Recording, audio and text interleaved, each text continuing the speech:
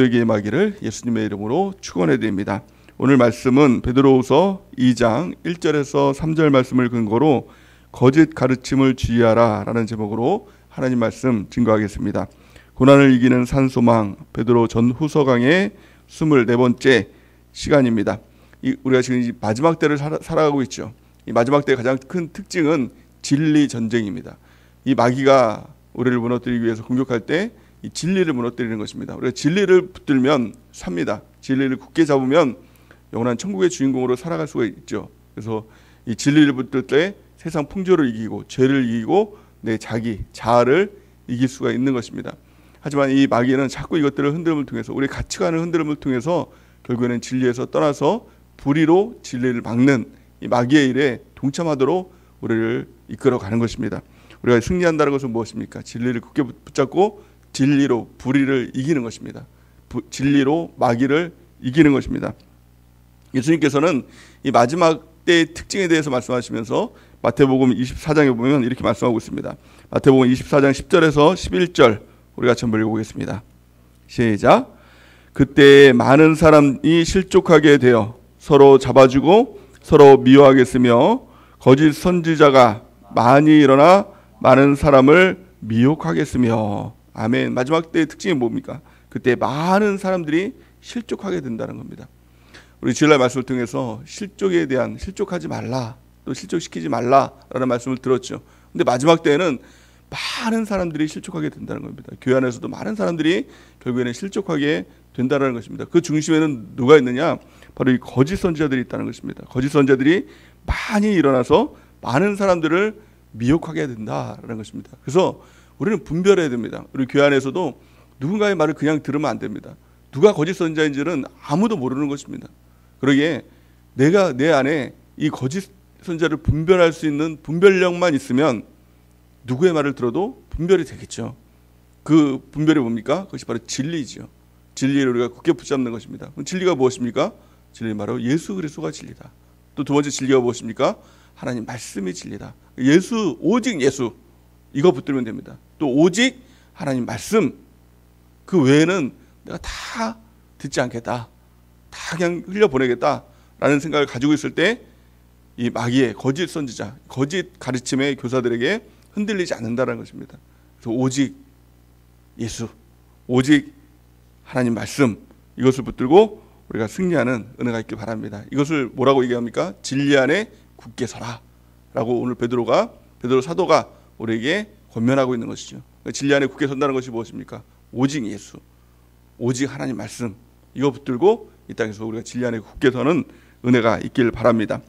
우리가 거짓 가르침에 대해서 주의를 해야 되는데요, 이 거짓 가르침을 전하는 거짓 교사들은 특징이 있다는 것입니다.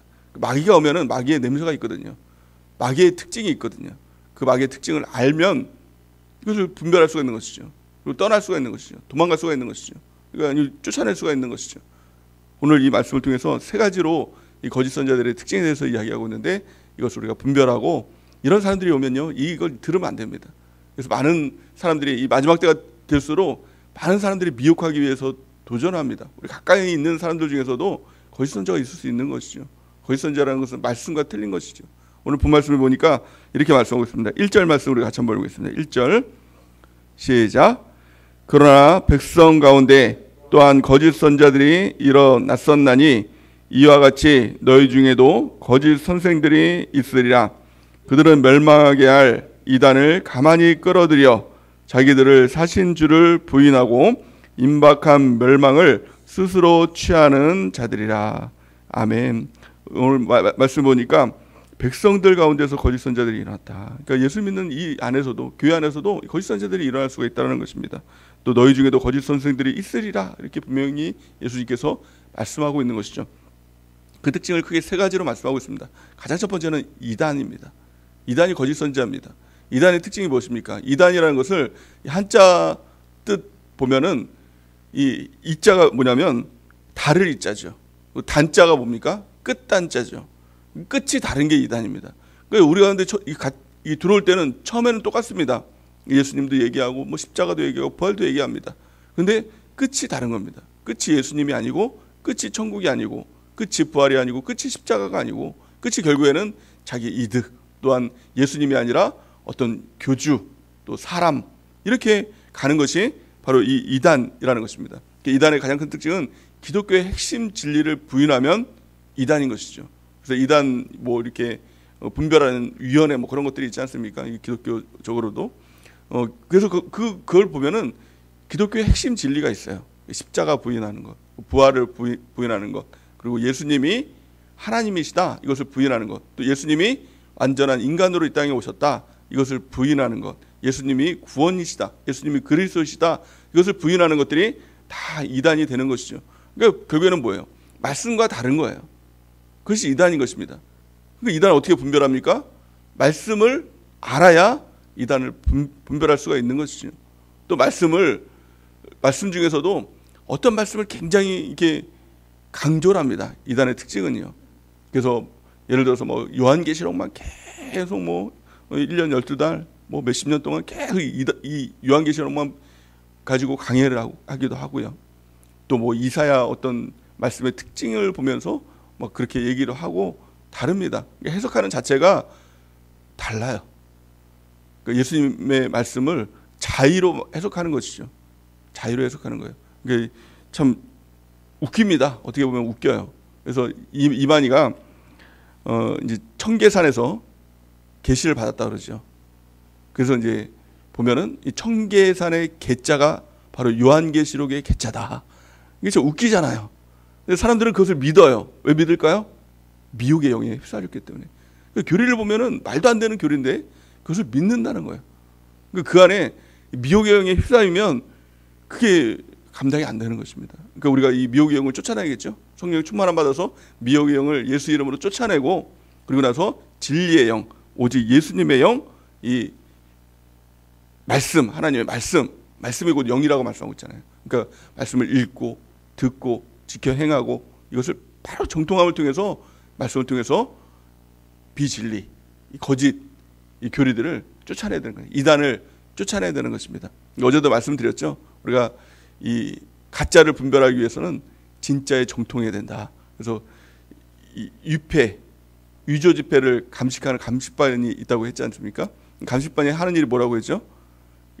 이 가짜 위조 지폐를 연구하는 게 아니라 처음에는 몇 달 동안이라도 진짜 지폐만을 연구한다는 거예요. 진짜 지폐에 정통하면, 가짜 들이대면 이거 가짜 바로 분별이 된다는 거예요. 그러니까 우리도 주의해야 될 게 뭐예요? 가짜가 뭐냐, 이단들이 뭐냐, 이단들을 연구할 것이 아니라 먼저는 우리가 이 성경에 정통하면 됩니다. 성경을 바로 알면 됩니다. 그러면 성경과 다른 얘기하면 금방 알아듣거든요. 이거 이단 딱 알아듣거든요. 근데 성경을 모르니 이것도 맞는 것 같고 또 저것도 맞는 것 같고 헷갈리는 겁니다. 그게 뭐예요? 미혹하는 겁니다. 헷갈리기 시작하면 이게 맞아 그러면 그게 맞는지 알아요. 헷갈리면 안 된다는 거예요. 정확히 우리가 성경적인 근거를 대고 분별하고 이단을 쫓아내야 된다라는 것입니다. 그래서 오직 예수 붙들고, 오직 하나님의 말씀, 성경 붙들고 나갈 때 이단을 이길 수 있다는 것입니다. 성경은 이렇게 말씀합니다. 요한복음 14장 6절 우리가 같이 한번 읽어보겠습니다. 시작. 예수께서 이르시되 내가 곧 길이요 진리요 생명이니 나로 말미암지 않고는 아버지께로 올 자가 없느니라. 아멘. 예수님께서 분명히 말씀하셨습니다. 예수님께서 길이시고 진리시고 생명이시다. 예수님이 아니면 아버지께로 올 자가 없다. 오직 예수님 붙들어야 된다라고 이렇게 말씀하는 거죠. 이단의 특징은 뭐예요? 예수님 아니더라도 천국 갈 수 있는 방법들이 많다. 이렇게 이제 하는 것들이 많다는 겁니다.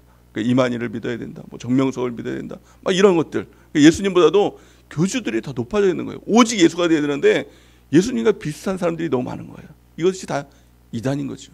그러니까 누구의 이름이 예수님과 거의 동격이 된다? 이건 다 이단인 것입니다. 그러니까 오직 예수 붙들고 우리가 승리하는 은혜가 있기를 바랍니다.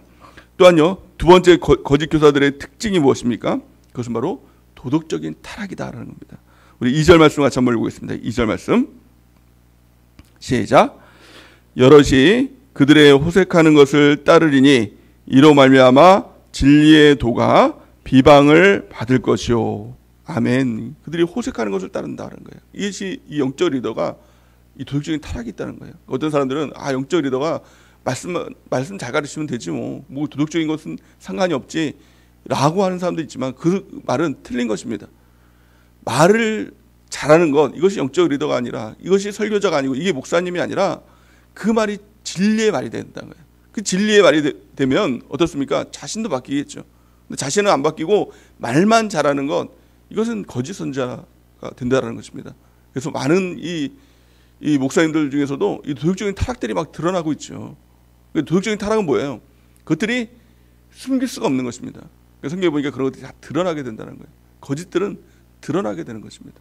이것들을 우리가 주의해야 된다는 것입니다. 여기서 호색이라고 이렇게 이야기하고 있는데 이거 대표적인 것이죠. 이 타락, 모든 타락들을 얘기하고 있는 것입니다. 성경에는 소돔과 고모라의 죄악을 이 호색으로 묘사를 하고 있는데, 이 호색은 뭐예요? 이 도덕적인 모든 타락들을 총 집결한 게 바로 이 호색이다라는 것을 말씀하고 있는 것이죠.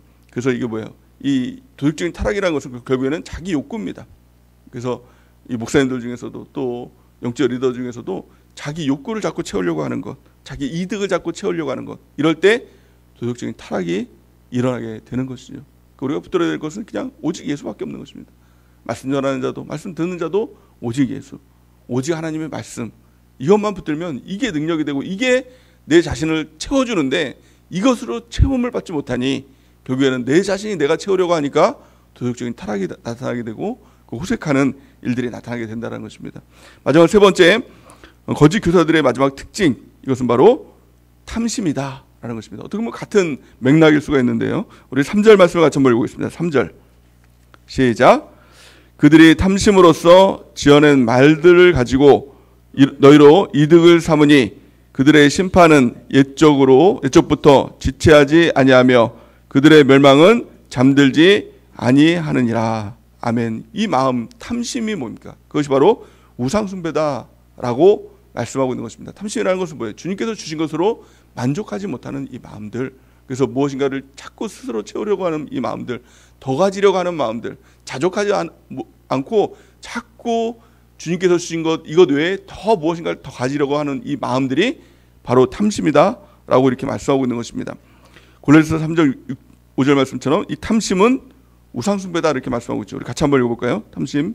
골로새서 3장 5절 시작. 그러므로 땅에 있는 지체를 죽이라. 곧 음란과 부정과 사욕과 악한 정욕과 탐심이니 탐심은 우상숭배니라. 아멘. 이 악한 정욕이라는 것이 바로 도덕적인 타락을 말하고 있는 것이 이전 절에 말하고 있는 것. 그러니까 정욕과 탐심, 이 두 가지가 있는 것. 이것이 바로 이 거짓 교사들, 거짓 가르침을 하는 이 거짓 선지자들의 가장 핵심적인 특징이다라는 것입니다. 탐심이 왜 이렇게 악한 것이냐? 더 가지려고 하는 마음들이 뭐 그렇게 나쁜 것이냐? 그것이 뭐 인지상정 아니냐? 사람의 본성 아니냐? 라고 생각할 수 있습니다. 하지만 그것이 가장 악한 것이 무엇이냐면, 그 중심이 뭐냐면 그것이 바로 세상 사랑이에요.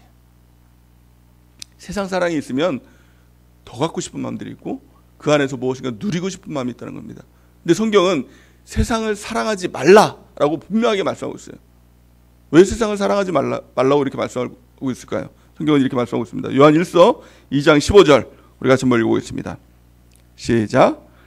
이 세상이나 세상에 있는 것들을 사랑하지 말라. 누구든지 세상을 사랑하면 아버지의 사랑이 그 사랑에 있지 아니하니. 아멘. 누구든지라는 겁니다. 누구든지 세상을 사랑하면 하나님 사랑은 그 가운데 없다는 거예요. 아니, 하나님 사랑이 없는데 그 사람이 어떻게 신앙인이라고 할 수 있겠습니까? 하나님 사랑이 없는데 어떻게 그 사람이 천국 갈 사람이라고 말할 수 없는 것이죠. 그러니까 예수님을 믿는다는 것은 나라가 바뀐 것입니다. 세상 나라 사람이 아니라 이제 우리는 하나님 나라 백성이 된 것이죠. 천국 백성이 된 것이죠. 근데 그 마음에 여전히 세상을 사랑하는 마음이 있다면, 세상에서 더 무엇인가를 갖고 무엇인가를 더 누리고 무엇인가 더 되고 싶은 그 마음 가운데, 탐심 가운데 있다면 그 사람은 하나님 나라 백성이 아니다. 하나님 사랑이 그 안에 없다. 그 사람은 여전히 세상 사람이다. 구원받지 못한 사람이다. 지옥 가는 사람이다. 천국 가지 못하는 사람이다. 라고 분명하게 말씀하고 있는 것입니다. 이 탐심을 쫓아내야 된다는 거예요. 탐심을 제거해야 된다는 것입니다. 조금이라도 우리 가운데 탐심이 있다면 이것을 제거해야 진정한 하나님 나라 백성으로서 살아갈 수가 있다는 것입니다. 그렇다면 탐심을 무엇으로 제거할 수 있나요? 우리의 의지로 끊어내야지. 물론 이 마음도 필요하겠죠. 근데 그것으로 안 됩니다. 오직 예수님의 십자가 외에는 탐심을 몰아낼 수가 없다는 겁니다. 성경을 같이 한번 읽어보겠습니다. 갈라디아서 5장 24절 시작. 그리스도 예수의 사람들은 육체와 함께 그 정욕과 탐심을 십자가에 못 박았느니라. 아멘. 오직 예수님의 십자가를 통해서 예수 그리스도의 사람들은 그 육체와 함께 정욕과 탐심, 우리가 지금까지 살펴봤던 이 정욕과 탐심을 십자가에 못 박았다는 겁니다. 사실 우리가 이단에 왜 빠지느냐, 또 거짓 선지자들의 이 미혹, 이 말에 왜 빠지느냐, 사실 가만히 한 발 뒤로 물러서면 말도 안 되는 거잖아요. 아까 얘기했던 것처럼 이거보다 더한 얘기들이, 너무 웃긴 얘기들이 많아요.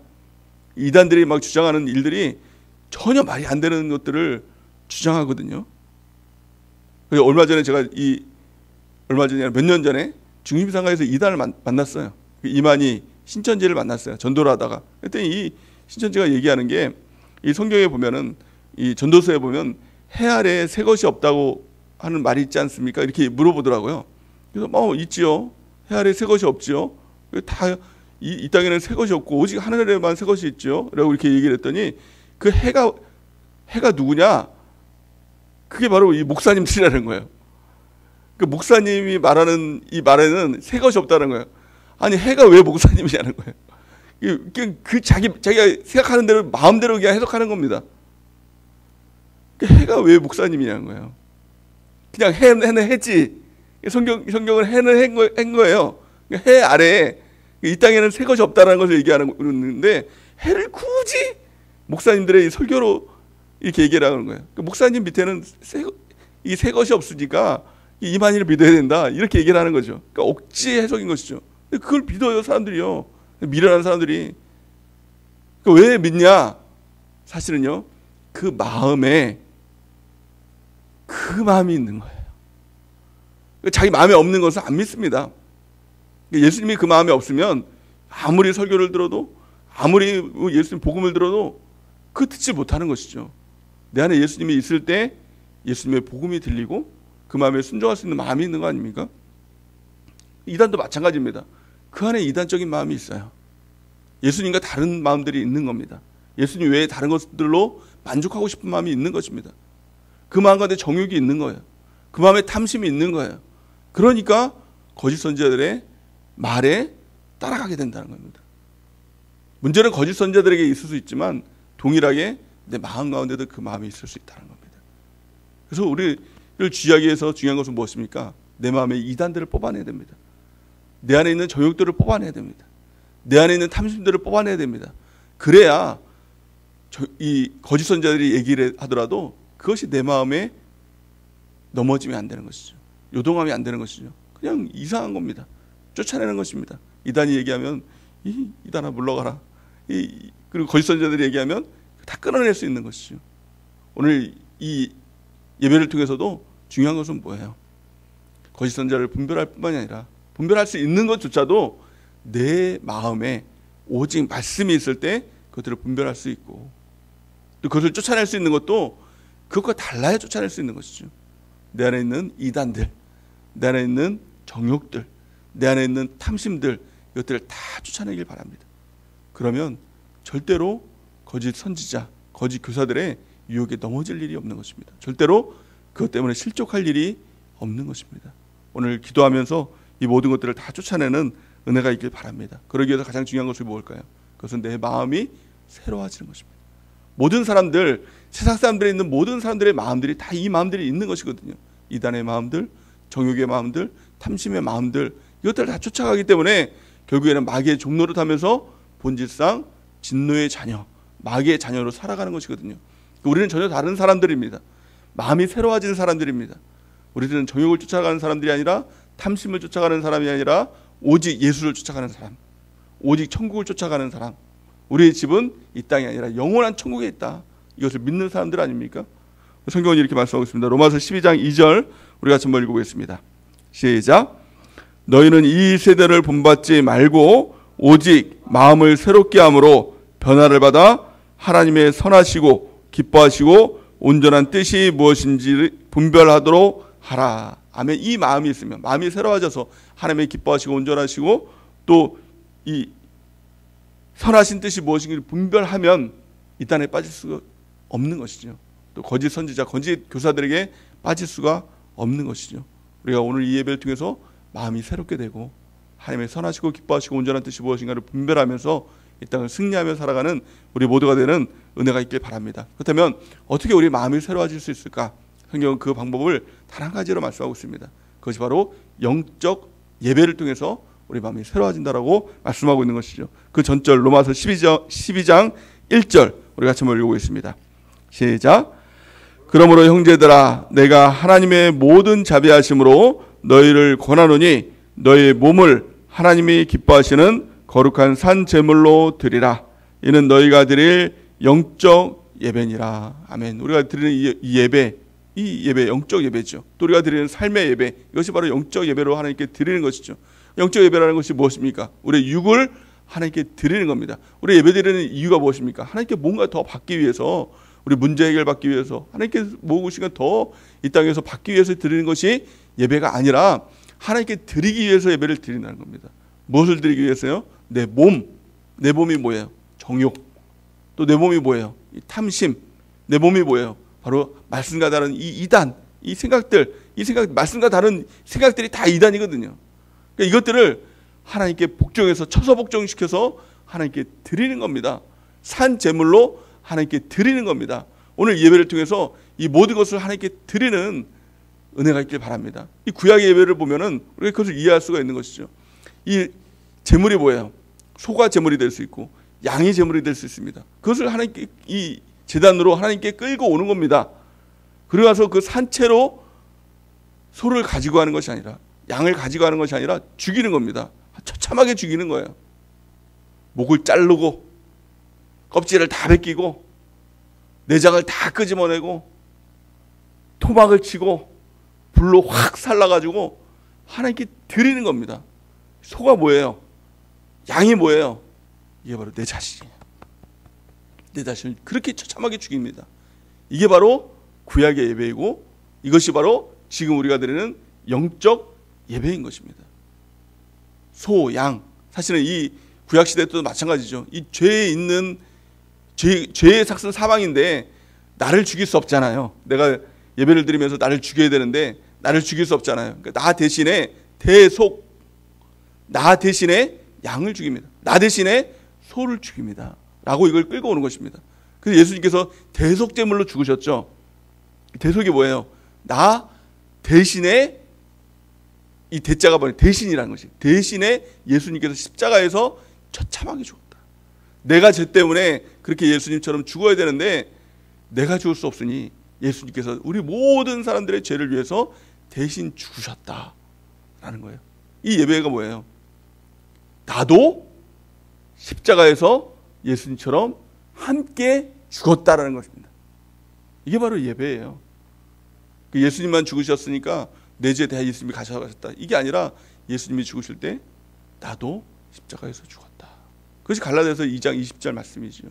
내가 그리스도와 함께 십자가에 달려 죽었나니 이제는 내가 사는 것이 아니요 내 안에 있는 예수님이 사신 것이라.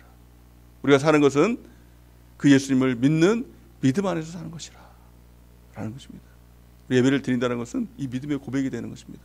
오늘 저 여러분들이 예배를 드리고 있다는 것은 그렇습니다. 주님, 내가 내 몸을 거룩한 산제물로 하나님께 드립니다. 나는 죽었습니다. 예수님과 함께 나는 죽었습니다. 내가 이제 사는 것은 내 안에 있는 예수님, 그 예수님으로 사는 것입니다. 예수님을 믿는 믿음으로 사는 것입니다. 이 고백이 바로 이 영적인 예배, 이 예배가 되는 것입니다. 그럴 때 우리 마음이 새로워지고 하나님이 기뻐하시고 선하시고 온전한 뜻이 무엇인지 분별할 수가 있는 것입니다. 그럴 때 이단을 이기고 물리칠 수가 있는 것이죠. 이단에 빠지는 이유는 이단이 나빠서, 물론 이단 아주 나쁜 놈들이죠. 아주 나쁜 놈들이에요. 믿는 사람들을 거짓 스스로 끌고 가니까. 근데 그 사람만 나쁘느냐? 그 이단만 나쁘느냐? 아니에요. 끌려간 사람도 똑같습니다. 왜냐하면 그 안에 똑같은 이단의 그것이 있기 때문에 거기에 미혹되어 끌려가는 것입니다. 우리 마음을 새롭게 함으로 전혀 달라야 됩니다. 아주 전혀 이상해야 됩니다. 이단들이 미혹할 때 그런가? 혹하는 것? 왜 혹하냐? 내 안에 그것들이 있으니까. 미혹하는 것? 내 안에 정욕이 있으니까. 미혹되는 것? 그 안에 내 안에 탐심이 있으니까. 이것들로부터 완전히 끊어지고 우리가 오직 예수 붙들고 오직 말씀 붙들고 그리고 영적 예배를 통해서 내가 죽고 예수로 사는 삶, 그 삶을 살아감을 통해서 우리가 이 땅에 예수님께서 예언하신 것처럼 많은 선지자들이, 이 거짓 선지자들이 있고 많은 사람들이 미혹되고 많은 사람들이 실족되겠으나 우리는 거의 실족되지 않고 오직 천국 백성으로 이기고 승리하는 우리 모두가 되는 은혜가 넘치기를 예수님의 이름으로 간절히 축원해 드립니다. 이 시간 기도하는 시간